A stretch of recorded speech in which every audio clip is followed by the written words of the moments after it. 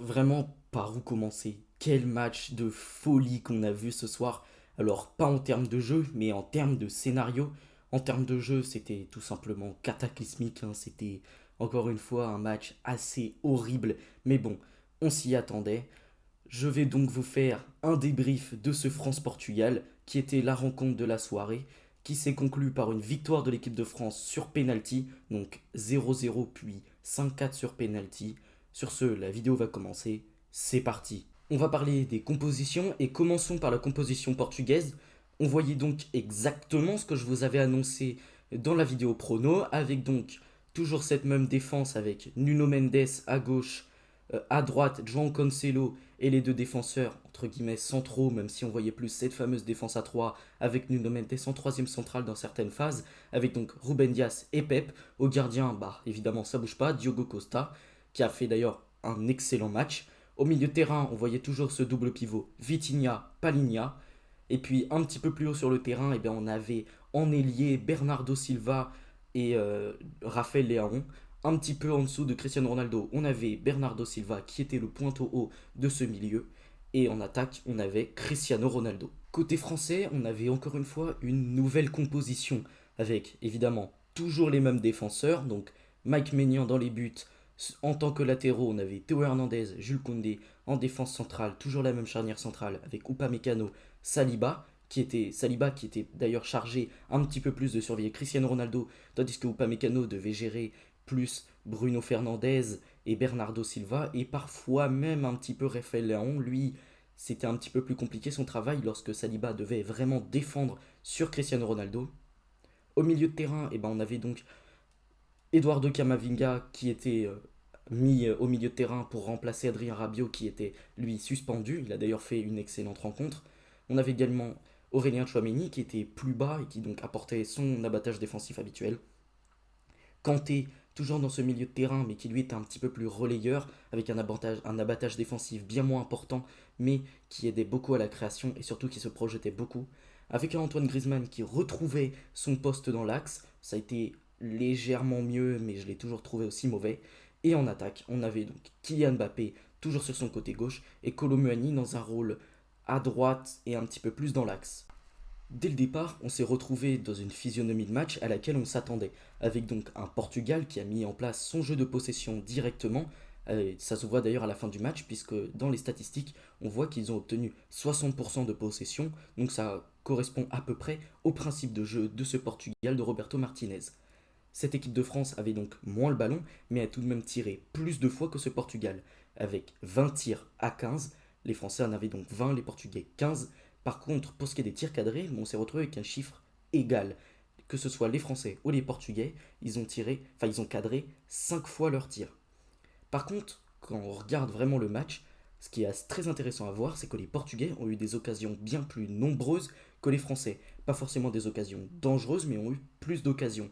Avec notamment beaucoup de situations de centre qui n'ont rien donné côté portugais, puisque Cristiano Ronaldo était parfois un petit peu esselé dans la surface, et surtout son jeu de tête, et bah, j'ai l'impression qu'il est bien moins impérial qu'antan. Et donc ça s'est bien vu puisque Saliba, Upamecano ou parfois même Jules Koundé se sont imposés pas mal de fois dans les airs face à lui. Côté français, on a quand même vu des choses très intéressantes. Et bah déjà, on peut relever cette solidité défensive à toute épreuve. On a été très très bon défensivement. Et je tiens encore une fois à relever la performance de Saliba qui a été absolument monstrueux ce soir. Par contre, il a pris un carton jaune. Alors lui n'est pas suspendu, hein, évidemment. Mais si jamais il y a une qualification en demi-finale et que Saliba prend un carton jaune, il pourrait être absent pour la finale. Donc ça, c'est un paramètre à prendre en compte. Par contre, ça ne change pas le fait qu'il a fait une rencontre absolument exceptionnelle. Cristiano Ronaldo a été totalement muselé face à William Saliba, mais également les autres attaquants qui se sont affrontés à William Saliba en sont quasiment tout le temps ressortis perdants. Mike Maignan a également fait une excellente rencontre. Il s'est imposé énormément de fois face aux Portugais. Et d'ailleurs, dans ses phases de centre, bah, ça a été assez intéressant puisqu'il s'est imposé pas mal de fois sur des sorties. Par exemple, en boxant le ballon hors de la cage ou parfois en le captant. Donc ça, c'est quelque chose à relever puisque Mike Maignan a pour moi fait une excellente rencontre. Mais également dans son jeu au pied, je l'ai trouvé très sûr et très bon. J'ai relevé la solidité défensive. Pour ce qui est de la défense centrale, c'est vrai qu'on a été très bon défensivement. Par contre, Jules Koundé, lui, a pris un bouillon face à Raphaël Leao. En tout cas, sur les 90 premières minutes. Sur les 90 minutes, Koundé a pris un bouillon sur Raphaël Leao qui était absolument intenable, surtout en première période. Ses accélérations ont fait énormément de mal aux joueurs français. Mais j'ai trouvé que sur les prolongations, il s'était un petit peu repris en faisant des interventions aériennes très importantes, également en faisant les tacles qu'il fallait. Donc il s'est un petit peu repris, mais c'est vrai que ce soir-là, il s'est retrouvé face à un vrai client, Raphaël Léon, qui est évidemment un ailier de grande classe. Ce n'est pas tout à fait le cas de son penchant Théo Hernandez. Pour moi, à gauche, Théo Hernandez a fait un meilleur match que Jules Koundé. C'était un peu mieux. Déjà, défensivement, il a fait plusieurs interventions salvatrices, que ce soit sur Cristiano Ronaldo ou Bernardo Silva. Il a été vraiment très bon défensivement, mais également offensivement dans ses combinaisons avec Kylian Mbappé, notamment, ou parfois même lorsqu'il s'est essayé à la frappe, ou même dans parfois ses monter vers l'avant où il combinait avec d'autres joueurs, je l'ai trouvé très intéressant. Malheureusement, il y a toujours dans le dernier tiers pas mal d'approximations et ça c'est dommage puisque c'est dans ce domaine-là qu'on attend Théo Hernandez. Par contre, défensivement, rien à dire, il a fait un assez bon match. Au milieu de terrain, là on a des choses à dire, puisqu'on a vu un Chouamini en patron de ce milieu de terrain, en tout cas défensivement, qui pour moi a fait une excellente rencontre. Que ce soit à la récupération ou même dans l'impact physique, il a été excellent. Dans la récupération, il avait un abattage défensif absolument exceptionnel, qui compensait d'ailleurs pas mal avec les montées de Kanté. Kanté qui est connu à la base pour avoir un très gros abattage défensif. Ce soir, on l'a un petit peu moins vu. Il montait beaucoup aider ses coéquipiers à la création offensivement, avec notamment beaucoup de projections. Mais malheureusement, je l'ai trouvé bien moins en réussite, N'Golo Kanté, que face au match que durant les matchs précédents. Face au Portugal, je l'ai trouvé bien moins inspiré, et c'est dommage puisque pour moi, il faisait un très bon début d'Euro, mais là, c'est un petit peu moins bien. Alors, je me fais pas de soucis pour la suite, je pense qu'il sera très bon, mais c'est vrai que je le préfère lorsqu'il est impliqué dans les tâches défensives. Ce soir, c'était un petit peu moins le cas puisque c'était Chouameni qui était responsabilisé. Continuons de parler de Chouameni, puisque pour moi, il a été vraiment très intéressant également sur le jeu long, dans ces fameuses transversales vers Jules Koundé que j'avais déjà souligné dans mon débrief face à la Belgique, mais dont j'avais également parlé dans ma vidéo prono. Ça, c'est un axe qui a été encore une fois très largement utilisé par Aurélien Chouameni. Malheureusement, Jules Koundé, dans les phases offensives, a été bien moins inspiré, mais en tout cas, c'est un axe très intéressant que l'équipe de France devrait continuer à exploiter. Parlons du dernier milieu de terrain, Eduardo Camavinga, qui en première période a eu un petit peu de mal, c'est vrai, mais en seconde période, il a été tout simplement stratosphérique. C'est peut-être l'homme du match côté français. Il a été vraiment excellentissime en aidant énormément les latéraux pour bloquer ses ailiers, donc Bernardo Silva ou Rafael Leao. Lorsqu'il a aidé Koundé, c'était un petit peu mieux. Franchement, Eduardo Camavinga a fait un top match et même offensivement, je l'ai trouvé pas en reste. Il a parfois su trouver quelques bonnes passes et il a été parfois intéressant dans la projection, même si c'est vrai, il a raté cette très grosse occasion. Je me rappelle plus quand elle est, mais il a raté cette très grosse occasion où il croise un petit peu trop sa frappe et ça c'est bien dommage puisqu'on aurait pu directement marquer. Mais n'empêche que pour moi, il a fait un top match au milieu de terrain. Pareil à la récupération où il a été vraiment très bon dans les tacles, dans l'impact physique pour aider les latéraux. Franchement, top match de Kamavinga. Pour ce qui est de Griezmann, et bah là c'est bien moins réjouissant, mais on peut le dire pour ce secteur offensif tout court. Au niveau des titulaires, le secteur offensif a été très mauvais. Kylian Mbappé, je l'ai trouvé très très peu en réussite et très très peu inspiré. À chaque fois qu'il a tenté un dribble, et bah c'est passé très peu de fois et ça c'est bien dommage. Autant face à la Belgique, il avait réussi pas mal de dribbles. Je crois que c'était même le joueur qui en avait le plus réussi. Il était autour de 5 dribbles. Donc c'était plutôt pas mal, surtout face à une équipe qui jouait bloc bas. Autant là, face au Portugal, alors qu'il avait un petit peu plus d'espace, et bah là, il a été très peu en réussite sur les dribbles. Mais également dans ses phases de prise de vitesse, je l'ai trouvé très peu dangereux. Il a très peu de fois tiré et lorsqu'il a tiré, c'était très peu dangereux. Donc franchement, Kylian Mbappé a pour moi fait une assez mauvaise rencontre. Et d'ailleurs, Didier Deschamps l'a sorti. Je ne sais pas si c'était un bon choix, mais en tout cas, ça s'est avéré payant sur les tirs au but. Et voilà, donc c'est vrai qu'il apportait toujours ce déséquilibre défensif, puisqu'on le sait, Kylian Mbappé est une contrainte en termes de jeu pour ce qui est des phases défensives. Mais voilà, Il a même été sorti par Didier Deschamps, donc pour moi, c'est un aveu de faiblesse de Kylian Mbappé. Pour ce qui est de Griezmann, je crois que j'avais commencé à en parler.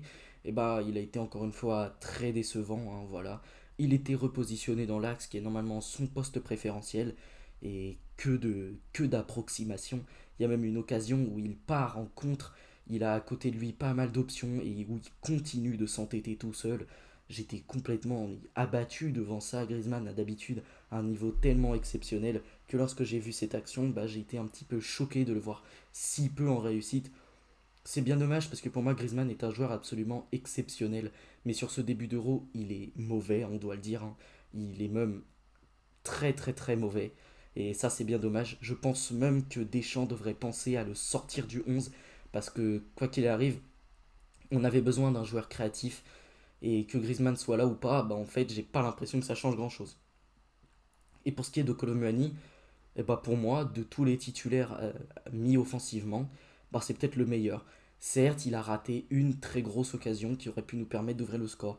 Certes, il n'a pas toujours été trouvé dans les bonnes positions. Certes, il a parfois manqué de justesse. Mais finalement, c'est peut-être celui que j'ai trouvé le plus concerné. C'est celui également qui a fait de très gros efforts défensifs. Et franchement, je l'ai bien aimé. Il avait une hargne que j'ai appréciée sur ce match. Et j'ai trouvé également qu'il avait fait quelques mouvements intéressants. Donc pour moi, des offensifs titulaires, c'était le meilleur. Mais parlons également des entrants, et pour ce qui est des entrants, bah, je suis obligé de relever la performance d'Ousmane Dembélé, qui pour moi a été très bon. Alors certes, il n'a pas été en réussite sur ses quelques frappes, mais pour moi, ça a été le meilleur offensif, tout court, de cette équipe de France. Il a tellement apporté de déséquilibre et de vitesse, il a créé énormément d'occasions lorsqu'il a remplacé Griezmann sur le côté. Donc franchement, je l'ai trouvé vraiment assez bon. Certes, il doit marquer plus de buts, mais il doit marquer plus de buts ou être plus décisif dans le dernier tiers. Mais franchement, il a fait une très bonne entrée. Bravo à lui. Je pense que Didier Deschamps devrait tenter de lui refaire confiance dans cette demi-finale qui nous opposera à l'Espagne. D'ailleurs, ça se voit, son penalty était très mal tiré, mais il a été réussi et il l'a tiré en premier, donc ça c'est bien. Il a pris son rôle de leader de cette équipe de France à cœur, donc ça fait plaisir. Je tiens également à relever la performance de Bradley Barcola, qui en entrant sur le terrain a été très bon. Donc franchement, c'est pareil, il a apporté énormément de déséquilibre. J'étais ravi de le voir. Pep, il a fait un très bon match durant la rencontre. Le défenseur portugais a été vraiment excellent, il a bien contré nos joueurs. Mais face à Barcola, il faut le dire, sur ces quelques accélérations, il a été un petit peu moins en réussite. Donc voilà, bravo à Barcola qui a fait une bonne entrée. Par contre, j'ai vu une des occasions qu'il s'était procurée. Elle était magnifique, hein, cette occasion, absolument splendide.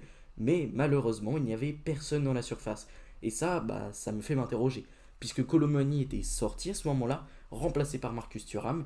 Et Marcus Thuram, qui était donc censé être le numéro 9, avec le départ, enfin avec la sortie de Colomani, et bah, il a été encore une fois très mauvais. C'est dans la lignée de ces autres matchs durant l'Euro. Il a été très mauvais. Quand on avait besoin de lui dans la surface, il n'était pas là. On a même vu cette frappe lunaire complètement ratée. Voilà, franchement, Marcus Thuram, rien à dire sur son entrée, mais pour le coup, c'est péjoratif. Hein. Il a été assez mauvais. Mais je veux également parler de Youssouf Fofana, le dernier entrant côté français, qui lui déjà a concrétisé son penalty. Donc franchement, bravo. Et surtout, il a fait une plutôt bonne entrée. Son abattage défensif a été assez bon pour remplacer Kamavinga dans ce rôle. Bah, il a été franchement pas mal défensivement. Offensivement, il n'a pas beaucoup apporté, mais de toute façon, j'ai pas l'impression que ce soit ça que lui demandait Didier Deschamps. Donc franchement, lui a fait une assez bonne entrée. Mais parlons de cette phase de tir au but. Et bah déjà, Diogo Costa qui avait arrêté 3 pénaltys consécutifs, je le rappelle, avec cette performance extraordinaire, et ben malheureusement il n'en a arrêté aucun. Enfin malheureusement pour les Portugais, parce que moi je suis évidemment très content, mais il n'en a arrêté aucun côté français. Et d'ailleurs côté français, hormis celui de Dembélé que j'ai trouvé un petit peu mal tiré, tous les autres ont été extrêmement bien tirés. Mais j'étais interrogatif avant cette phase de tir au but. Lorsque Didier Deschamps fait sortir Kylian Mbappé, qu'il ne fait pas rentrer Giroud, tout ça, et ben je ne comprenais pas trop ce choix. Mais finalement, les tireurs ont tous été très bons. D'ailleurs, lorsque j'ai vu Bradley Barcola s'élancer quand j'ai su qu'il allait prendre ce penalty, j'ai eu un petit peu peur d'un scénario à la Bukayo Saka en 2021. Mais finalement, il l'a concrétisé et il l'a même bien concrétisé. Il était très bien tiré. Donc franchement, bravo à lui. C'était un match vraiment très intéressant. Donc comme je l'ai dit, je le rappelle, avec une domination portugaise, en tout cas sur le papier, avec d'ailleurs un Vitinha qui pour moi a été le symbole de cette domination portugaise. Lui a été absolument magnifique, est pour moi le meilleur joueur portugais sur cet euro et également dans ce match. Il a été exceptionnel, un métronome de l'équipe portugaise et ça me fait presque un petit peu de peine pour lui qu'il quitte cette compétition en ayant fait des performances aussi exceptionnelles. Passons au top et au flop de ce match. Et en top, je vais mettre Vitinha. Je l'ai dit là juste avant. Il a fait un match exceptionnel d'une justesse technique assez incroyable, que ce soit dans le dribble, dans la passe. Il a été un métronome au milieu de terrain. Et franchement, comme je l'ai dit, je trouve ça dommage de perdre un magicien pareil aussitôt dans la compétition. Mais bon, c'est comme ça, c'est cette partie de tableau qui est assez cruelle. Mais franchement, quand je vois cette équipe du Portugal qui offensivement a manqué de créativité, franchement, je trouve que Vitinha a apporté tellement de choses dans cette équipe portugaise. Pour moi, c'est d'ailleurs l'une des rares satisfactions côté portugais. Et c'est vrai qu'avec lui, Rafael Leao et cette charnière centrale, surtout Pep qui a été excellent, franchement, des tops côté portugais, on ne peut pas en relever beaucoup. J'ai parlé de Pep aussi, qui pour moi a fait une très bonne rencontre, qui a été très solide défensivement, même si, comme je l'ai dit, face à Bradley Barcola en fin de match, il a été un petit peu moins en réussite, mais il a été extrêmement solide sur tout le reste du match. Mais j'ai également parlé de Rafael Leao, qui sur ce début de match, en tout cas sur cette première période, a apporté énormément de danger sur son côté. Franchement, il a été très bon avec ses prises de vitesse qui étaient juste exceptionnelles. Là, on a l'habitude de parler de coups de rein parfois, et là c'est exactement ça. Il a mis des coups de rein sur Koundé qui étaient absolument exceptionnels. Franchement, pareil, lui il s'est réveillé durant ce match. Il avait fait un début d'Euro assez poussif, mais là ça y est, il s'était réveillé. Mais c'est dommage, il s'est réveillé à un moment où le reste de son équipe n'a pas suivi. Dans les tops côté français, je vais relever Eduardo Camavinga, qui a fait une excellente rencontre, encore une fois, comme je l'ai dit plus tôt, il a été vraiment top. Et peut-être la question se pose de est-ce qu'il ne devrait pas continuer à jouer, continuer à engranger du temps de jeu chez ses Bleus, avec ses Bleus. Avec le retour d'Adrien Rabiot, ça risque d'être un petit peu délicat, mais vu que Kanté a été un petit peu moins bon, peut-être qu'il y a quelque chose à tenter dans un autre jeu avec Rabiot, Kamavinga et Chouameni. C'est quelque chose qui se tente. En tout cas, défensivement, j'ai trouvé Kamavinga excellentissime, comme je l'ai dit, en verrouillant ses côtés pour aider ses coéquipiers défensivement, mais également offensivement, où je l'ai trouvé je l'ai trouvé assez intéressant dans ces quelques phases de projection. Franchement, top match d'Eduardo Camavinga. Je vais relever également deux autres tops, dont l'un qui s'appelle William Saliba. Franchement, il a été encore une fois exceptionnel ce soir. Défensivement, qu'est-ce qu'il est solide. Il est très rassurant. Je pense que l'équipe de France a enfin trouvé sa charnière centrale. Mais surtout lui, qui est vraiment exceptionnel. Et c'est vrai que Upamecano a fait également un assez bon match. Mais pour moi, Saliba a été vraiment top. Et même à la relance, je l'ai trouvé assez intéressant. Il a souvent éteint l'incendie dans cette charnière française lorsqu'il y a eu des grosses occasions, surtout sur centre. Je l'ai trouvé vraiment très bon. Et le dernier top, c'est Mike Maignan. Tous les arrêts qu'il a eu à faire, il les a fait. Alors c'est vrai que sur cette séance de penalty, il n'en a arrêté aucun. Mais c'est tellement dur quand on est gardien d'arrêter un penalty. Je ne lui en veux absolument pas. Il a été vraiment, encore une fois, exceptionnel depuis ce début d'Euro. Il est top. Et c'est vrai que parfois la France, je l'ai dit, a été extrêmement solide, mais parfois peut montrer un tout petit peu de fébrilité. Et lorsque cette équipe de France défensivement montre un petit peu de fébrilité, on a besoin d'un grand Mike Maignan. Et sur ce début d'Euro et également sur ce match, il montre son plus haut niveau, il montre son meilleur visage. Pour ce qui est des flops, là, je vais pas passer par quatre chemins. Kylian Mbappé, Antoine Griezmann, les deux, je les mets dans le même sac. Ils ont fait un match très mauvais. Franchement, j'attendais un sursaut de leur part parce que c'était une rencontre extrêmement importante. Et c'est vrai que Kylian Mbappé est blessé. C'est vrai que Griezmann est en méforme. Mais tout ne s'excuse pas, enfin tout ne peut pas s'excuser. Et ce sont nos leaders, Kylian Mbappé est notre capitaine, Griezmann est notre vice-capitaine. Et si nos deux leaders principaux sont en aussi grande méforme et font aussi peu de différence, eh ben on va avoir du mal à gagner cette compétition. Et franchement, je suis assez pessimiste pour la suite. Et je vais également relever deux flops principaux côté portugais, Cristiano Ronaldo et Bernardo Silva. Bon déjà Bernardo Silva, les critiques que lui font les Portugais, elles sont totalement méritées, hein. Son rendement avec Manchester City est bien plus élevé, mais alors 10 fois plus élevé que son rendement avec le Portugal. Je l'ai trouvé totalement à la ramasse ce soir.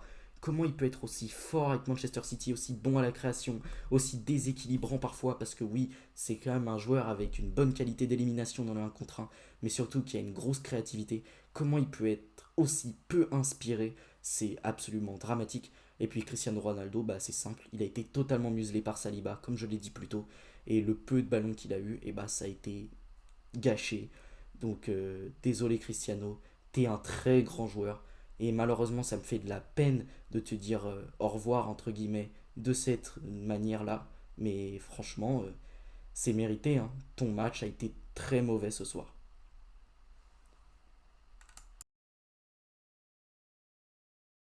Maintenant, que doit-on retenir de ce match? Eh bien, pour moi, c'est un match qui est très peu rassurant. Parce que, comme je l'ai dit, défensivement, pas de soucis, on est extrêmement solide, on est peut-être l'équipe la plus solide du tournoi. Mais c'est quand même dramatique de se dire qu'on arrive en demi-finale de l'Euro en n'ayant marqué aucun but dans le jeu. Car oui, les buts contre son camp ne comptent pas comme des buts dans le jeu. Donc si on enlève les buts contre son camp qu'on peut considérer comme vous voulez, on n'a marqué aucun but dans le jeu. Le seul but qu'on a marqué hors but contre son camp, c'est un penalty qui a été mis d'ailleurs par Kylian Mbappé. C'est une transition parfaite puisque Kylian Mbappé est extrêmement décevant sur cet euro. Alors c'est vrai qu'il a cette fameuse blessure au nez et que ce soir on l'a vu extrêmement gêné par le masque. Mais ça n'excuse pas du tout ses performances désastreuses. J'avais vu une stat récemment comme quoi en Coupe du Monde, Kylian Mbappé performe et en Euro, Kylian Mbappé ne performe pas. Et il l'a dit lui-même en interview, il considérait que l'Euro était une compétition plus dure que la Coupe du Monde. Mais est-ce que ça change le fait qu'il soit aussi mauvais dans ces matchs? Bah non, ça n'excuse en rien le fait, enfin ça n'excuse en rien ses performances très fades sur cet euro. Et franchement, comme je l'ai dit, on va avoir besoin d'un grand capitaine pour la suite de cet euro. D'ailleurs, on peut également parler d'Antoine Griezmann qui est l'autre grand leader de cette équipe. Je pense vraiment que Didier Deschamps doit arrêter de l'aligner. Sur cet euro, c'est pas sa compétition, faut le dire, il est totalement en galère. Offensivement, il ne crée rien alors qu'on avait besoin de lui à la création. On ne peut pas compter sur lui sur cet euro. Il va falloir trouver une autre formule. Mais pour moi, les formules avec Antoine Griezmann, ça ne fonctionnera pas. D'ailleurs, on n'a toujours pas de numéro 9 qui donne satisfaction. J'aimerais bien savoir ce qui est arrivé à Olivier Giroud d'ailleurs. On a l'impression qu'il est puni, hein, littéralement. Mais pour moi, c'est une solution à essayer. Je pense que Didier Deschamps devrait réintégrer également Ousmane Dembélé, qui pour moi a été extrêmement bon ce soir, qui vraiment a fait de gros décalages. Pareil pour Barcola, alors je ne sais pas s'il peut vraiment l'intégrer dans cette équipe, mais je l'ai trouvé très intéressant. Et à la limite, peut-être que notre match le plus réussi, c'est celui face à la Pologne. Mais comme je l'ai dit, il manquait une présence dans la surface face à la Pologne. Et si on remet ces trios d'attaque avec Barcola, Mbappé et Dembélé, il manquera quelqu'un dans la surface. Donc c'est un casse-tête en attaque pour Didier Deschamps. Sur ce, cette vidéo est terminée. J'espère que ce débrief de France-Portugal vous aura plu. Il est un petit peu plus long qu'à l'habitué, mais j'avais beaucoup de choses à dire. Et surtout, je pense qu'il est un petit peu plus dense et pour moi, je pense de meilleure qualité. Donc j'espère vraiment qu'il vous aura plu. Si c'est le cas, n'hésitez pas à liker, à commenter également parce que c'est très important pour le référencement. Et si vous aimez mon contenu, n'hésitez pas à vous abonner et à activer la cloche des notifications pour ne pas rater les prochaines vidéos. Sur ce, salut les amis, à la prochaine.